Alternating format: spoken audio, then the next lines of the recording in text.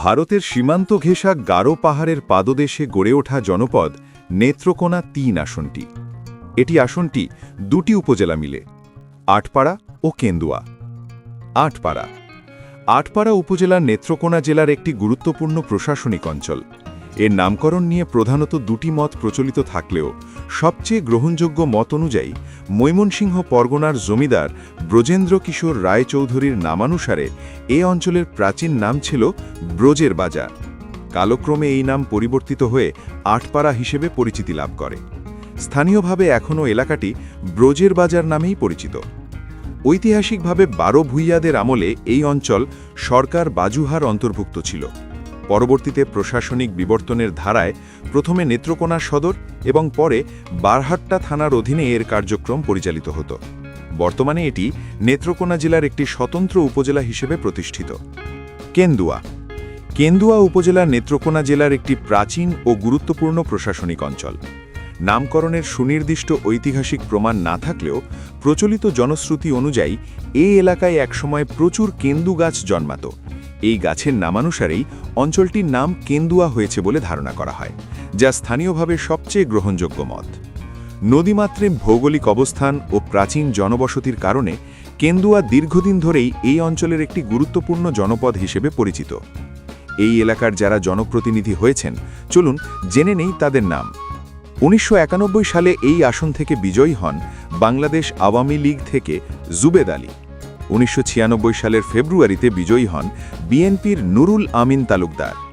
১৯৯৬ সালের জুনের নির্বাচনে বিজয়ী হন বিএনপির নুরুল আমিন তালুকদার। ২০০১ সালে বিজয়ী হন বিএনপির নুরুল আমিন তালুকদার। ২০০৩ উপনির্বাচনে বিজয়ী হন বিএনপির খাদিজা আমিন। ২০০৮ সালে বিজয়ী হন বাংলাদেশ আওয়ামী লীগ থেকে মনজুর কাদের কুরাইশি। ২০১৪ সালে বিজয়ী হন বাংলাদেশ আওয়ামী লীগ থেকে ইফতিকার উদ্দিন তালুকদার পিন্টু। ২০১৮ সালে আবারও বিজয়ী হন বাংলাদেশ আওয়ামী লীগ অসীম কুমার উকিল। ২০২৪ সালে বিজয়ী হন স্বতন্ত্র থেকে ইফতিকার উদ্দিন তালুকদার পিন্টু।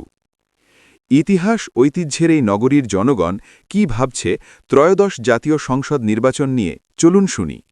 আমাদের এই যে জায়গাটা আপনার মনে করলেন যে এই যে এতগুলো বাড়িঘর দেখতেছেন, সব মনে হলেন যে এখন যদি পানি আসে তো এই বাড়িঘর মনে হলেন যে তল হয়ে যায়। এমনকি অনেকজনারে মনে হলেন যে আমরা ভোট দেওয়ার জন্য অনেকজনারে অবজেকশন জানাইছি যে এখানে একটু কিছু একটা করে দেওয়ার জন্য সরকারের থেকে অনেকজনে কইছে যে আমরা সব এটা করে দিই, কিন্তু মনে হলেন যে তাদের ভোট দিয়ে ফাঁস করাই দেই, কিন্তু আমাকে তারা কেউ আর এই কাজগুলো করে না। আমি চাই যে এই যে ভালো সুষ্ঠু পরিচালনা করে নিতে পারবে, বইয়ের বিষয়টা কাজিয়া চলতে পারবে, এরকম ধরনের একটা সরকার আমরা চাই। যে সরকার এই ঘুষ বন্ধ করে, সন্ত্রাসী বন্ধ করে, চাঁদাবাজি বন্ধ করে, এই নেশাদ্রব্য বন্ধ করে, দেশ উন্নয়ন করে, এরকম একটা সরকার আমাদের দরকার। আমার নতুন পুরাতন বুঝি না, যদি যে ভালো করবে, যে এলাকার উন্নয়ন চিন্তা করবে এবং আমাদের গরিব দুঃখী মানুষের পাশে সকল সময় দাঁড়াবে, এই বন্যাত্ম মানুষের পাশে এসে দাঁড়াবে, এরকম মানুষের দরকার। আইন শৃঙ্খলা বাহিনী এবং প্রশাসনিক কঠোরভাবে যদি গেলে চিন্তা করে, শ্রম দেয়, তাহলে ইনশাল্লাহ আমরা ভালো নির্বাচন পাইতে পারি, এটা আমরা আশা এবং প্রত্যাশা। অধিকার আছে, দায়িত্ব আছে। দায়িত্ব ভালো নেতা বেছে নেওয়া, অধিকার আমার ভোট দিতেই হবে। আর আমি ভালো নেতা বুঝে আমার ভোট প্রয়োগ করা। নির্বাচন না হলে তো দেশের গন্ডগোল থাকবে। নির্বাচন তো সবাই থাকতে চায়, সুস্থ নির্বাচন। আমি বলতেছি যে বাংলাদেশের যে প্রশাসন বর্তমান অবস্থা তো খুব নাজুক। এখন এই প্রশাসনটা যদি আরও উন্নত এবং শক্তিশালী হয়, দেশের নির্বাচন সুস্থ সুন্দর হবে। আমি মনে না এরকম গুণ আমরা দেখি না বর্তমান অবস্থাতে, যে প্রতিনিধি যারা দৌড়ঝাঁপ করতেছে, যে ভালো প্রতিনিধি আমরা মনে করি না। যারা এটার যোগ্যতা আছে তারাই তো দরকার। অনেক বেড়া যোগ্যতা নাই, এবারে নাম লেখা আনুন, এবারে কি রাজা বানালে চলবো। হ্যাঁ দর্শক, কেমন লাগলো আজকের এ পর্ব? আগামী পর্বে আসছি আপনার এলাকায় আপনাদের নির্বাচনী জনমত জানতে। আপনি প্রস্তুত তো?